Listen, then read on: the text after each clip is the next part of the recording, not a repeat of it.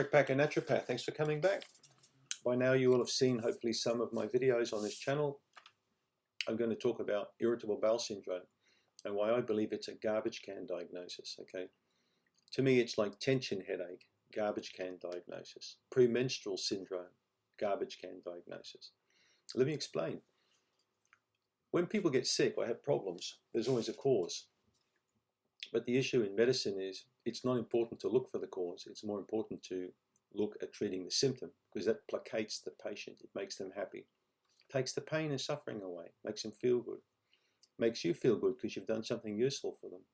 But in fact, you've robbed that person because you haven't identified how the problem started or how you could best stop that problem from getting worse, okay, instead of masking the symptom with a pill or surgery, whatever. And how you can stop it progressing and how you can identify the cause, fix it up, so the person then understands how to fish instead of giving that person a fish. Look at the biblical quotation, which I really like. You can give a guy a fish, feed him for a day. You can teach him how to fish and feed him for a lifetime, including his family.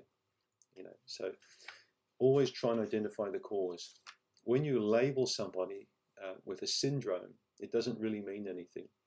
All it means is you've given this very powerful word to somebody saying, this is the disease you've got, and now we're going to treat it with drugs or with surgery or diet.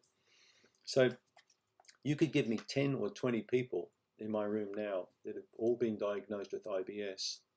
I would test each one of them and find every single person has got a different microbiome. There were some problems.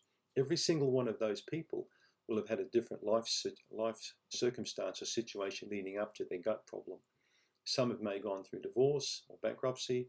Others may have lost family members and had serious grief and trauma. Some themselves may have been involved, in some terrible situation. I've seen IBS in soldiers that have come back from Afghanistan. I've seen IBS in single mums. I've seen IBS in presidents of big companies. I've seen it across the board. So the garbage, in my opinion, the garbage can is where people love to dump practitioners, particularly not just medical practitioners, but naturopaths as well, and some chiropractors. They'll dump the patient in that garbage can and hope someone else takes it away. Okay, because many practitioners don't like syndromes. They find it too daunting, too complicated, too time-consuming dealing with people like this.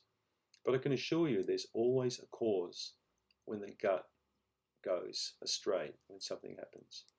Identifying that cause, or trying to work through the reasons why this happened and what's continuing it on, is not a garbage can. It's quite an intelligent approach. You don't have to. Labeling people is one thing, but then giving them treatments which are based on a protocol based around a condition is wrong. In my opinion, it's completely wrong. No two people with irritable bowel syndrome often have the same type of treatment.